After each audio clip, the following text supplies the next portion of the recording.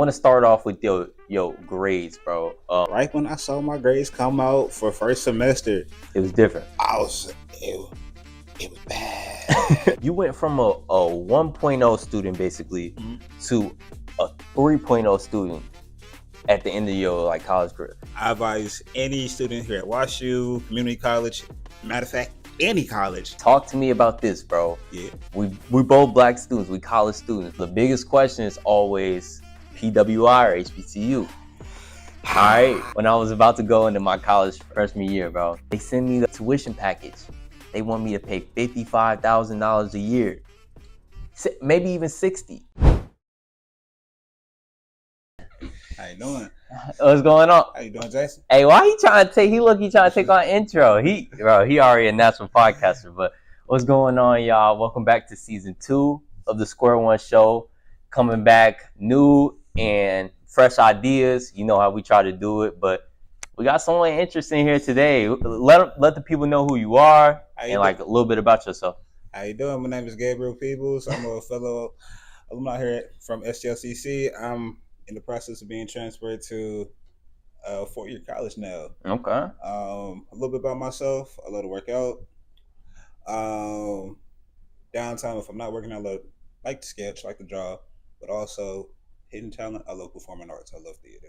Okay. I didn't even know that about you. But one, we got to start off. Congrats on graduating, my guy. Thank you. You know what I'm saying? That's a big accomplishment. You know, we got to continue to keep celebrating that because a lot of people have tried to lie to people like you and I and say that our education isn't valuable. And we know to this day, we could definitely get to where we need to go by continuing along that path. So I'm glad that you got through it, bro. I want to start off with your grades, bro. You know, I don't always try to expose people's grades. You know what I'm saying? This ain't what I'm trying to do, but this is what the podcast should be about, you know, starting from that ground zero, right? Okay. Talk to me, bro. What was going on in your projection of being a student, your performance? During my time, I became an STLCC student right when I graduated high school in the year 2019. From August of 2019 to May of 2025. So a total of 6 years. I've been an STLCC student at Flores Valley Community College. And during my process, it was rough.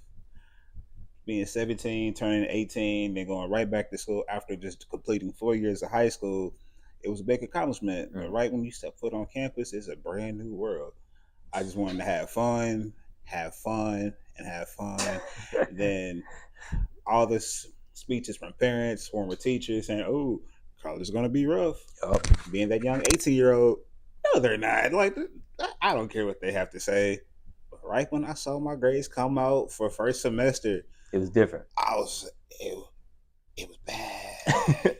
All right, can you give the people let them know, because you know people probably want the exclusive. What type of grades were you actually getting? See, I was a DF student. DF. Okay, so your first semester, you already was failing some of the courses. Yes. Okay. During my first semester at STLCC, I was failing a lot of my classes just for the fact that I was having professors that was not up to my speed. And I mean by that, where it was just they would just talk, but not really explain it 1, 2, 3, 4, 5, 6, 7, 8, in step order. And it's for most students, it's I can't go off from just talking. You gotta visually show me or hands-on show me, because it's that's how some people can learn. And during my first year, 2019, I want to say I took 4 classes. I had one professor, I will never forget his name. You finna call him out. Mr. Blanco. You call bro out? Yeah. Is he still work there? Nah, he's retired. Oh, okay. He's retired. It's cool. But it was a cool guy. Now that I think about it now, but when I was 18, that mindset, I was this dude is a tool. I was okay, from criticizing of, "Oh, you're coming in late. You're gonna fail. You're gonna fail. You're gonna fail. You're just a failure." He didn't tell you that. Oh, trust me. He did? Not just me. It was multiple other students during that time of 2019. See, we talked about this before on the podcast. We need the educators to step it up in that sense. We don't need that type of negative criticism. And it's one thing, I want to get your take on like how did that help you like him being like you're gonna fail, like you're a failure, or did that like pull you more away? Honestly, that did not help at all. It just pulled me away where I didn't care. But that's it right there. That's what I kind of suspected. Okay, so you're going through classes, you getting D's, F's. What's going on? Like, what's the school telling you? Are they telling you like you? Because you know, I don't know if you guys are understanding how college works, but there's probation. So basically, if you don't pass enough classes, they'll put you on academic probation, which basically just means sometimes you have to meet with an advisor and tell them you're gonna do better. It's like low-key like a counselor session, huh? Like like an AA meeting. But yeah, it's either like they'll do that, or they'll do something like you actually can't come back next semester. So what was it like for you for this like probation period? Okay. I was on academic probation, not once, but twice. And eventually I was lead up to academically being suspended. Yep. But seeing that academic probation on paper, I was scared. It was just the fact of, not about me being scared, because it's like, why are you being scared of academic probation? It was just like, you have your mom's trying to help you out paying for school. Right. And then eventually you had to sit down and tell mom's like, oh, I'm going to tell her I'm on academic probation now. That's a tough conversation to have, right? Yes. Yeah. Oh, facts. And then eventually, right when I told her, it was World War II. It was World War II out there? Yeah. Oh, man. Okay. All right. So academic probation hits. What is your GPA when you get on academic probation? What is it? So since majority of my time I was on academic probation, I was probably say my GPA at the lowest was like a 1.8. Okay. Like horrible, horrendous. Yeah, that's weird because like in high school, like a lot of people got that. Yeah. Well, I'm talking about in like our St. Louis, because we both went to public schools in the St. Louis area. Obviously, it was the county, but I mean, it's not uncommon to see somebody in the 1.8 to 2.0, and people will be like, "Oh, that's cool." Yeah. And it was just more so like seeing that GPA of a 1.8. And also during that time when I was coming into college, I was also working. So of course, like every other student, hey, I just want to have money, like right. Who doesn't want money? Right. And eventually it was just to a point where I was putting my job first, friends first, just want to have fun first before academics. What was it? If I remember correctly, I wanted to do better. Then eventually 2020 hit. COVID, the pandemic. So right when that hit, everything was online. Education was online.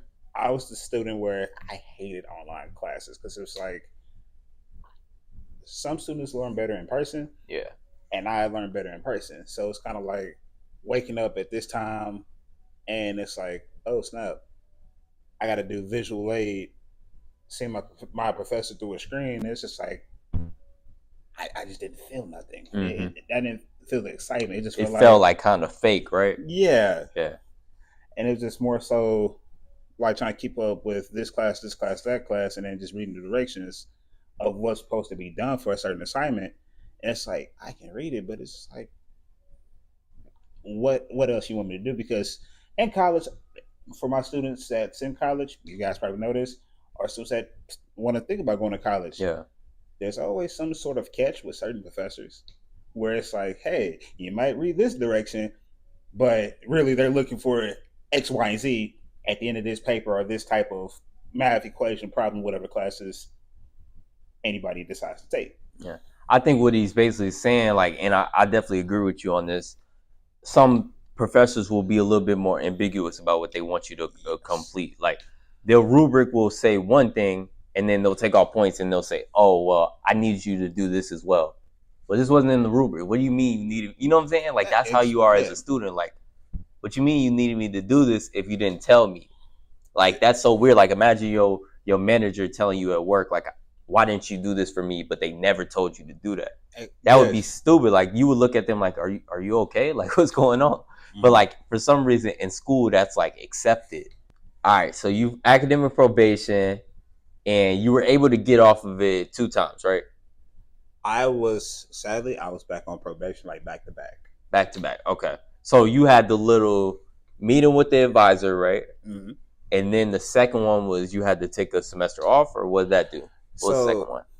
With St. Louis Community College, academic probation, if you're on the academic probation like back to back, you're more so going to be talking to an advisor like 2 times throughout the semester. But if you fail the third time, that academic probation is no longer academic probation. Mm-hmm. Now you're just academically suspended. Mm-hmm.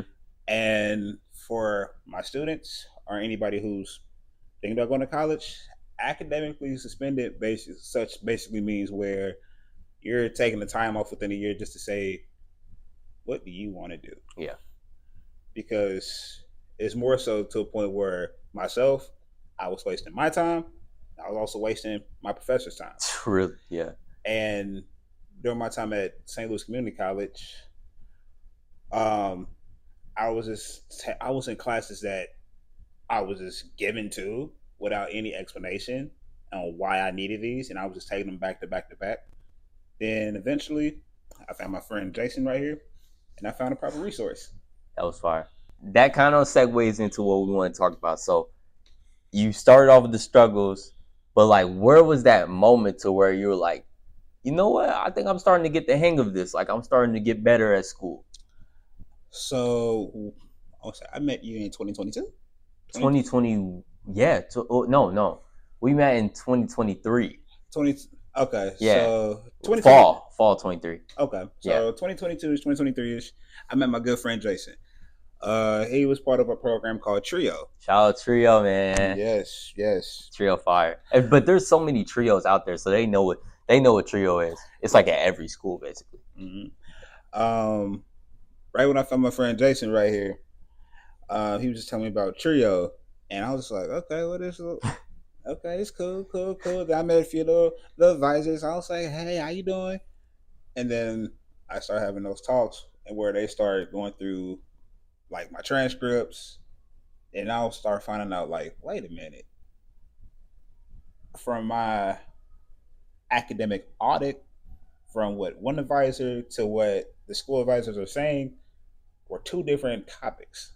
Yeah. I was being told, Gabe, you're taking classes that you really don't need. I'm like, wait a minute, so you're telling me I wasted 2.5 years taking classes that I didn't need? 2.5. That's, man, a lot of people would have been out of there, but if they heard that, they would have left. So you hear this, and what's your first reaction is what? So my first reaction was, after I got admitted back into campus after being academically suspended, because I had other former resources from being helped out with the Access Office at STLCC. Shout out to the Access Office. For anybody who doesn't know what is the Access Office, that's for students who in need of more support. Also, it also helps those students who have like former like learning disabilities, like not just learning disabilities, physical disabilities, just overall all around. They will help you. Yeah. So after I've been admitted back into campus, I started taking electives. So I was taking classes like theater, and I mentioned before, theater, that's kind of my hidden talents right there. I love performing arts. After I started taking 2 classes, and I realized, okay, everybody says theater is easy. Theater is not easy. I started getting A's out of both classes. I'm like, okay. Then eventually I started on a roll, A's. And I was like, okay, now I can lead up to taking 3 classes now. After I took my 3rd class, after I started taking 3 classes, I was like, okay, I can do this. Things started changing from there. That's good. I mean, bro, a lot of people don't even know that about college. Like, they just only want to know one format. Go to 4 classes a semester, try your hardest, and if you can't do it, you're not cut out for college. But like you said, college could be, for you, it could be go to 1 to 2 classes a semester, really focus and lock in on those classes, and then come back and do the same thing next semester. It could be totally different for the next person. So you have to really build your plan around the student that you are. A lot of people don't understand that. You know what I'm saying? So I love that they kind of gave you that sauce, and like that just goes to show you like the services in a college are necessary. Like you don't think that like you're getting scammed by Trio, you're not getting scammed by Access Services. Like all these people are really just there to help you. They're not there to collect the check, you know. Oh, yeah. You know, like the thing about Trio is they do need a certain amount of people. So yeah, they reach out and they do a lot of like networking and stuff like that. But like that never takes away from the fact that they do want to help people. You starting to pick it up, you going a little crazier. What are you studying? Like what's your like major in community college? So during my time at the community college, I kind of changed my major up a lot, but as of right now, I am about to go into studying psychology at Harris-Stowe State University. Go Hornets! That's dope. But during my time at STLCC, I wasn't a particular like a major student. I was more so general transfer studies. Yeah. And for anybody who knows what general transfer studies are, or who doesn't know what that is, it's more so getting your main core classes out the way, like your math, your science, your English, certain electives. Once you meet a certain criteria, you can either transfer to a 4-year college, or you can just rock out at a JUCO college for the 2.5 years, or hate to say it, 6 years. Trust me. It's different for everybody, right? Yeah. I say 6 years, but I'm scared to say my age, but I just know I'm on. From 6 years, now I'm able to say, okay, I'm where I'm at that I want to be at. So going back to the studies, bro, I also did general transfer studies. I feel like that's the best way to do community college, because when I first got into community college, they tried to tell me to go into like business or whatever. Now I already knew I wanted to do marketing, you know, so they were just basically like get a marketing associate's degree. And I was like, all right, let me see what it looks like. So I see the requirements. And it's like accounting, financial, like all stuff like I really didn't need from my last program when I was at university, because I had transferred to community college from a university. Mm-hmm. So I was like, bro, I don't really think I'm gonna need these classes. All right, boom. I'm like, you know what? What if I do general transfer studies? Because I'm like, I got so many credits from last school year. I will be able to get this done in a year. But if I would have done business, bro, I would have had to do like a year and a half more. You know, so like, bro, do not fall for that little scam. Like, you don't need a biology associate's degree. You do not need a computer science associate's degree.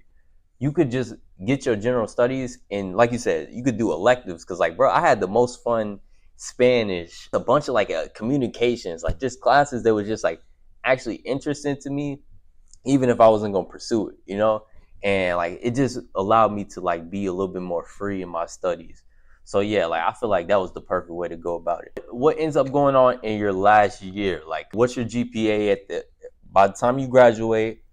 What type of grades are you getting? Run us through that. Ooh, I love this.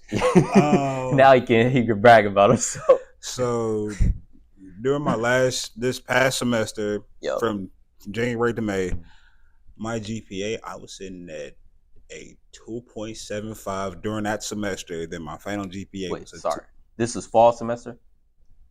This past spring. Spring. Okay, spring 25. Mm-hmm. Spring 25. Okay, cool. So this spring 25, I was sitting at 2.75, and then right when I graduated, my last and final transcripts, 2.85. I was close to get summa cum laude, but I was like, we're gonna go for round 2 at Harris-Stowe, so I get that gold stash. Right. So you went from a 1.0 student basically to a 3.0 student at the end of your like college career. Yep. So you just kept going up after you got with Trio. Is that when you just like started shooting? Yes. Okay, bet.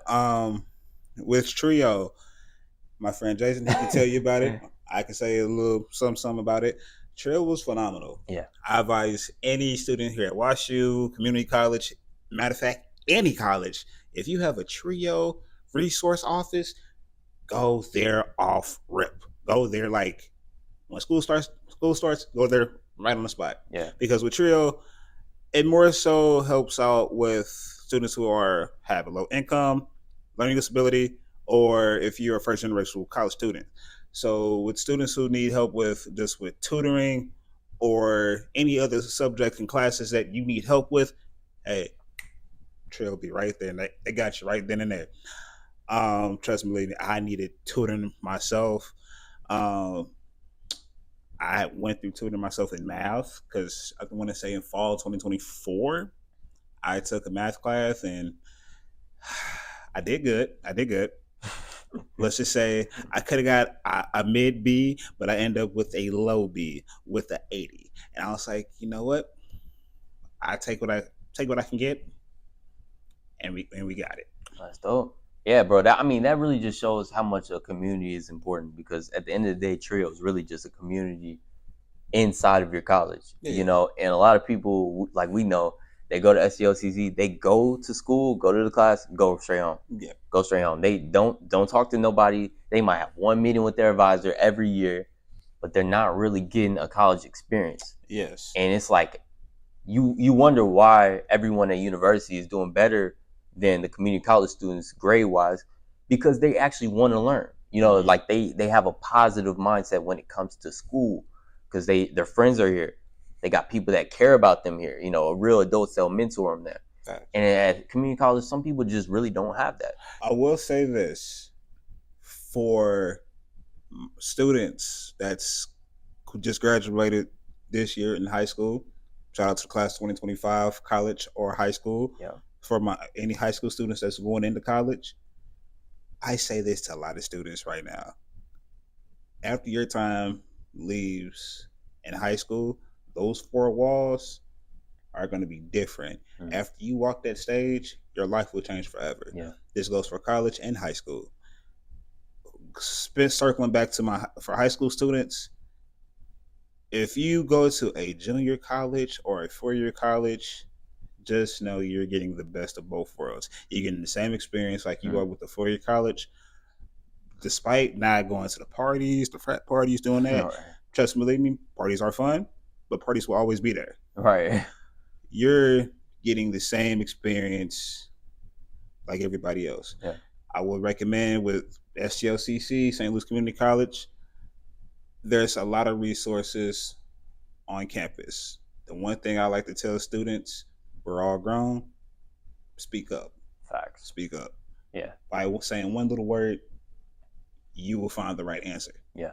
I feel like college is really what you make it, dude. Like, I mean, it's not one of them things to where it's like, it's going to make you completely great, you know, just on its own. But it's like, if you put in the work, you put in the time and the effort, you're going to see good return. Now, if you just there, just not really taking nothing, if you're not really utilizing everything that you can, your community college experience is going to be bad, you know. But like, we had a really fun community college experience. Oh, yeah. We had a good group. We would actually have fun. Like, it was not just like the typical, you know, boring community college experience. Like, no, we actually had people. We knew people. Like, we had a network, you know. So that was dope. Talk to me about this, bro. Yeah. We both black students. We college students, black college students. So the biggest question is always PWI or HBCU. All right, you went PW. No, you didn't go PW. Let me chill. You went HBCU, right? Yeah. This is where you went. Harris-Stowe State University is where he's going to attend next year. What do you think about, you know, going either way? What made you lean towards a HBCU? Okay, I love this question because with PWI and HBCU, I feel it's like this. College is college. Yes, you're gonna have your different minority groups. Then versus HBCU, you're gonna have students that's gonna look just like you every single corner, and that is a blessing right there. But with college itself, it's all about how the way you make it. If you find your group that you can connect with, hey, you're that's okay. That's cool. I feel like with college, PWI, HBCU, everybody's gonna meet their groups that's just like them. So like, if you anime, trust believe me, STLCC, St. Louis Community College, they had the anime guys out. They did. Them boys used to be. They was deep. They was the deepest group, yeah. So you have them. Then for PWI, HBCU, you're gonna have your white guy fraternities, your black guy fraternities. But it's just how the way you make it. Okay. Yeah. So when it came to you, it wasn't like a big deal to like go to HBCU. Nah. With my decision, okay, I'm gonna say my age right here. I'll be turning 24 next week, this upcoming Saturday. Wish him happy birthday in the comments, y'all. So it's probably gonna come out by the time. So with that being said, with my decision with going to Harris-Stowe, I just saw was pricing, because it's like I'm not 17 going on 18 no more that wants to, oh, I'm fresh out of high school, I can do whatever I want. It's just I did my time in community college.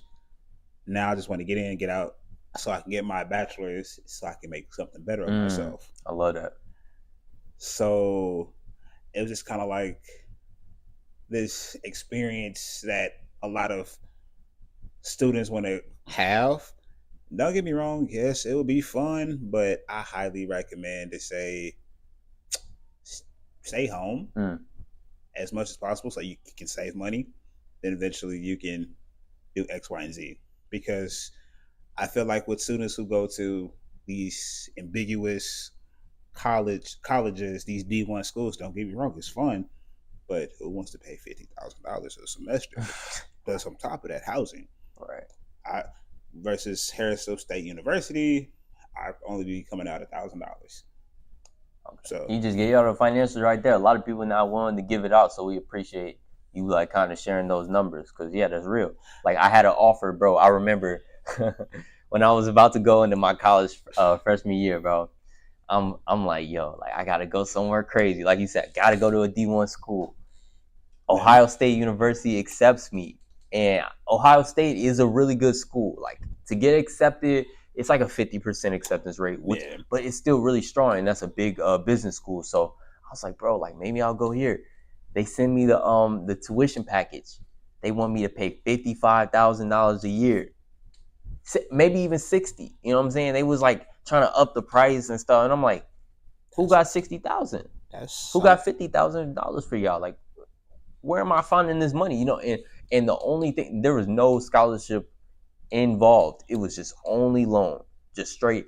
Here, you could do a loan. You could have your parents get on a loan. Maybe your grandma can get on a loan. Like it was just like all loans. I'm like, all right, I can't do this. But like still as like you said, a naive, and like we're not trying to disrespect y'all. We know y'all young, y'all want to go out there, y'all want to live life.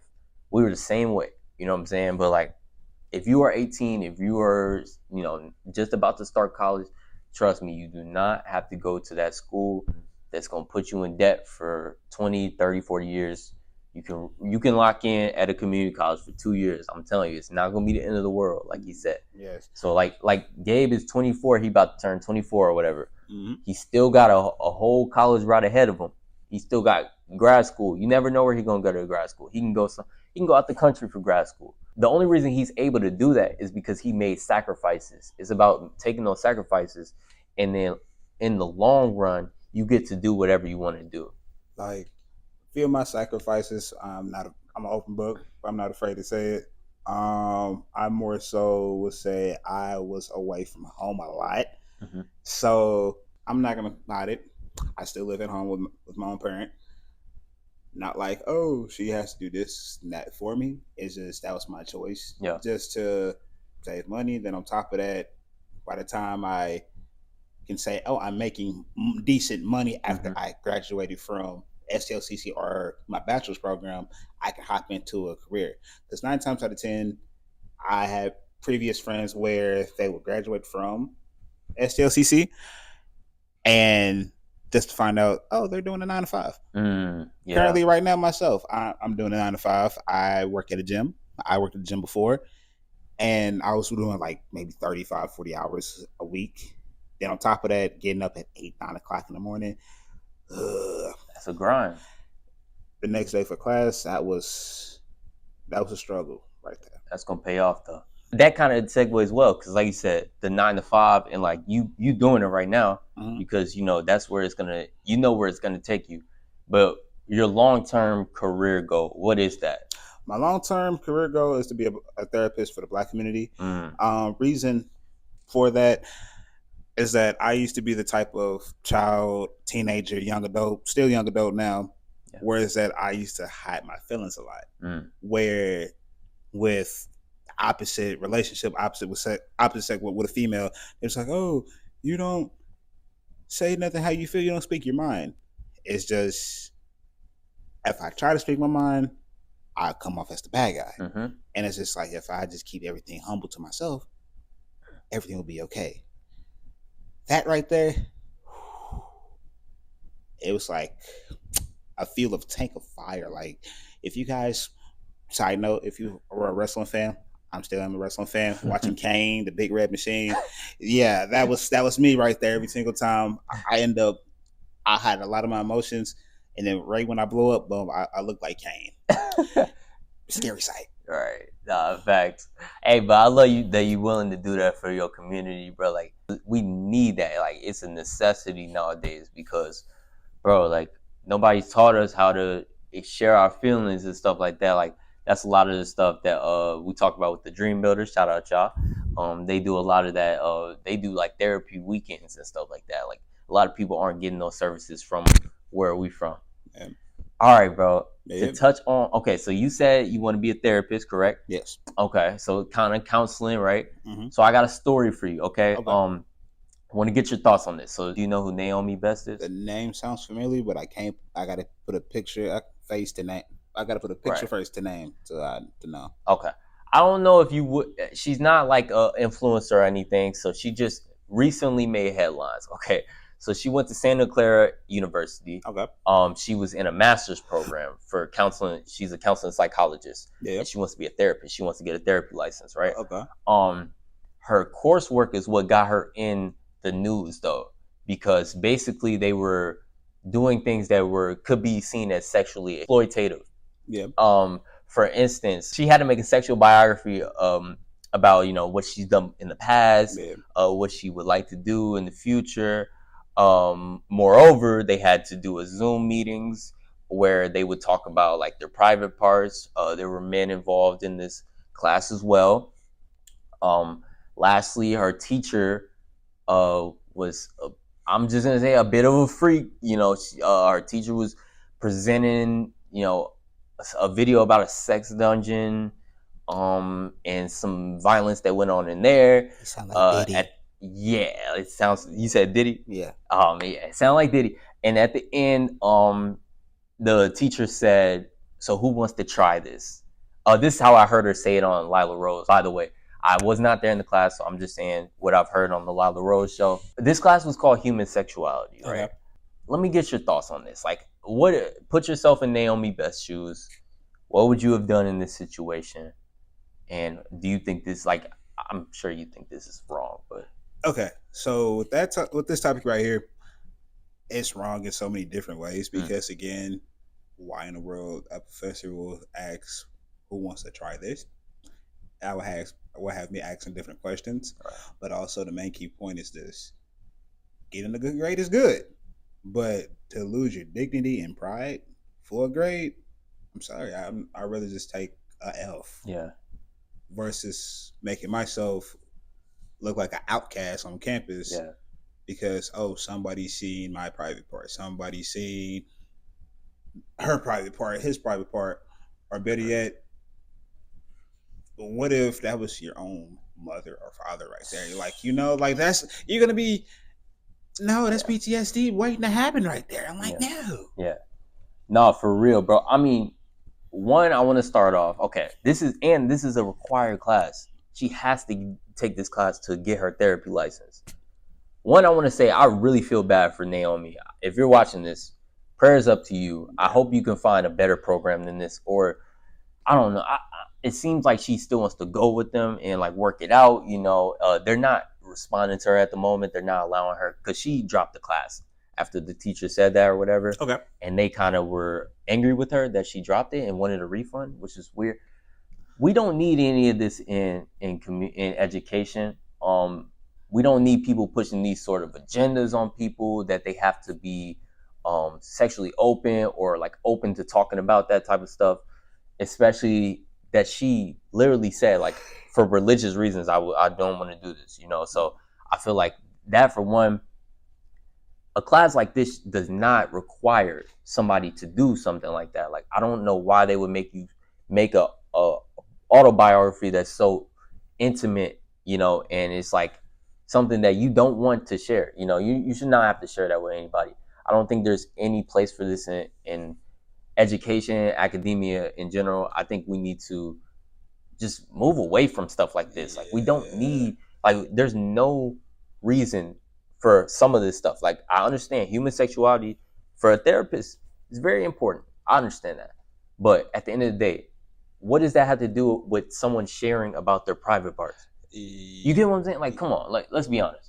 Let's just, we need to wrap this up. Santa Clara, y'all need to fix this. Like y'all need to change up the curriculum, talk to the professor, and you definitely owe Naomi Bessa an apology. You feel me? So, So my input, my thoughts, I will say this right here. So like I mentioned before, with high school students that's going into college, and also for my students that's in college, don't go for the first option of, oh, what school accepted you, and go for it. Mm-hmm. For my college students, don't go for the first professor that has a high rate or a low rate, because 9 times out of 10, there's some sort of vendetta behind one of those professors. And I just feel like if you can connect with a professor that's outside of their classes, like if they're on campus and you hear them doing like different seminars, I'll say, okay. I started asking questions about who he or she is, because this is my kind of like my first time hearing this story right here. I was like, yeah, that's not right. That's wrong on so many levels. And to hear this, that's kind of shattering right there, because again, I don't know, this woman, she's gonna need therapy herself, because it's like yourself as a human, anybody else in this world, your body is your own temple. And I will say this: no means no, yes means yes. So find a I would say for professors, this kind of plays a part on their end. Connect with your students that's on your campus, so you would know, like, hey, this student likes this student like that. I'm not saying, oh, you have to memorize different students' orders, but you get to have a feel of who's on your campus, you know? Yeah, story's crazy. Like I said, I really feel sorry for Naomi. I hope everything ends up going well with that. I definitely wanted to share that story with you because I know that's an industry that you're going into, and I knew that you would have some insights on it. So I'm glad for you to share it with that. Moving on, okay. I got a video for you. I wanted to see what you think about this video. I guess for context, you should know about this person. This person's name is Elise Pham. Okay, she's basically like a college counselor, but she like goes to Ivy League school. She just had something interesting to say about dating. I wanted to get your insight on it. Okay, so let's see what she said.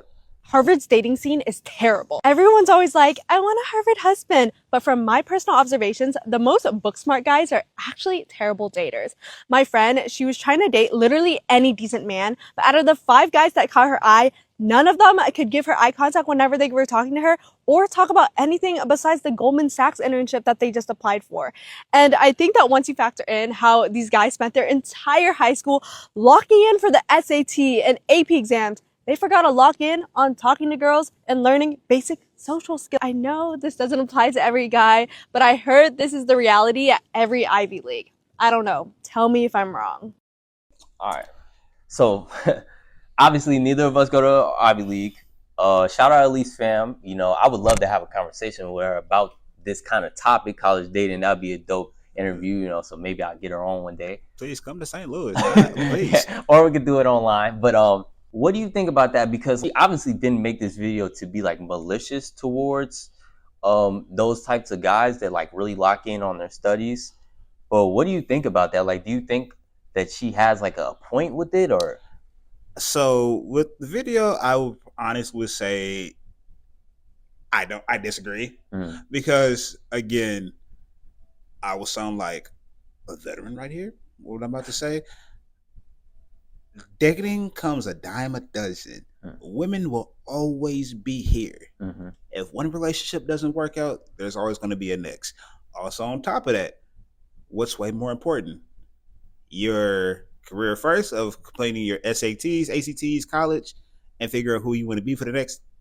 Well, I'm not saying college will define who you are, but What do you want to do for the next 10 plus years after high school?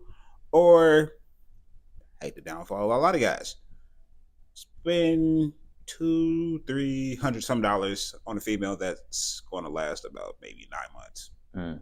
And the only reason why I say this is because I did it myself.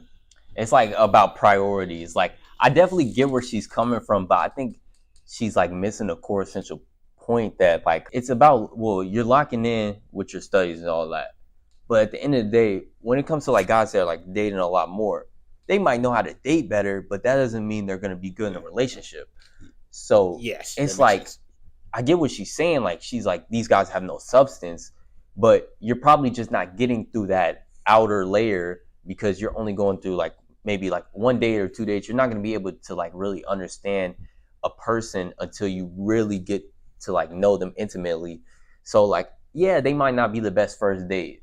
I'm sure that they aren't. They're probably studying, like you said, like she said, for the SAT, so they don't have time to look at Riz tips and all that. You know what I'm saying? But like at the end of the day, these guys could be really good in a relationship because they're honest about what they want. They're ambitious, you know, and it's like it kind of just depends on what you're looking for, because they do say somebody who dates good isn't always good in a relationship, and they say someone who's good in a relationship typically isn't a good dater. Yes. You know, so could just be that. But shout out to her though. I feel like she's just like giving her experience. But yeah, like this kind of sounds like one of my conversations I had with a friend of mine. I won't say names, but she was just like, "Oh, my type is this, that, and third." And yeah, she's a big flirt, but I had to put this bug in her ear. The guys that you're chasing, they hear these type of comments every single day from multiple women. And you're saying, "Oh, I got off my statue that comes towards you. Ew. Sweetheart, we're not 5, we're not 6, we're grown. So this ew is out the window." Right. But the point I'm making is this. The guys that as of now, I've seen this with my own 2 eyes, a lot of women, they will put the golden ticket of a guy that looks like the Chris Brown, the Trey Songz, just August Alsina, and they just be like, "Oh, he's cute, he's dreamy, this, that, and the third." They hear this from multiple other women. So from this context of you saying, "Oh, I'll be different," what can you bring to the table to be different for them versus these 12, 20 other ladies that's saying the same thing to them versus a guy that's educated, that's trying to make something better for himself? It's ill. But 9 times out of 10, guys who are my statue or anybody else's statue that's in the same boat as me, 9 times out of 10 will show up and show out and shock you like, wow, he wasn't locked in. He's locked in and he didn't give me the time of day. Yeah. But now I'm giving him the time of day. He's treating me like the outstanding man in the world, like it's a Disney Channel movie right here. Yeah. No, that's good. Yeah, maybe Elise, maybe you just give him that 3rd or 4th date. I don't know if you're talking about long-term dating, but maybe if you just commit to the bit, maybe it'll end up working. You never know, bro. Like, yeah, I definitely get you on that, because it's like, if you push a certain person away, that might be who you're looking for. And the same thing goes with the guys as well. When you were saying like you have to set yourself apart, you can't just be doing the same things that everyone else is doing. You know, complimenting her to get the girl. It's gonna be a lot more than that. You have to show her that you can lead. You got to show her that you got something going for yourself. So it's like, yes, we've been going for a little minute. It's been dope. Just to wrap it up, bro, is there any advice that you would have for anybody who is about to go back into college? You know, maybe it's their first semester, maybe it's, you know, like you said, like they're 6 years in, but they're like, bro, I don't know about this college thing. You know, they're indecisive about, they want to keep going, if this is something they really want to do. As somebody who's been there for 6 years, what would you tell them about sticking through? I said, there's always going to be resources on campus. Always speak up. For prime example, for myself, when I was on a downfall with college, and I realized where I was coming towards a positive point of my life with my college career, I end up used to saying certain words like faith, hope, patience, overcome all things. And funny for me to say this, I have it tatted. I have it tatted on my forearm right here. So that's kind of like my motivation. But also on top of that, you're in the everybody's in the same boat just like you. So don't view it as like, oh man, he's just a kid. He don't know no better. Everybody's in the same position as you. So use that opportunity to connect with younger youth, because again, I feel like with younger youth, they can teach older youth new tricks versus older youth, they can teach young generation, wait a minute, I was doing this all along and now I'm looking like a chicken with no head now. But now I'm doing the right thing because I learned from my mistakes from somebody that's twice my age right here. Yeah, fair enough. Bro, we really appreciate your time. We appreciate you going back to square one with us, bro. Next time you're on, we're going to definitely talk about the gym because you had a crazy transformation. They need to hear that story as well. So don't worry. We definitely going to get you back on. And if anybody else is listening and y'all like, yo, bro, why you ain't hit me up yet? We're going to hit you up. Don't worry. You're going to get your chance, but I think bro definitely had a really good story. Kind of caught my mind, and it was something that I definitely wanted to start off with in this season too. I appreciate you being our first episode, my boy. Keep going up and keep being great, man. We appreciate y'all going back to square one with us, and we're gonna catch y'all in the next one. Peace.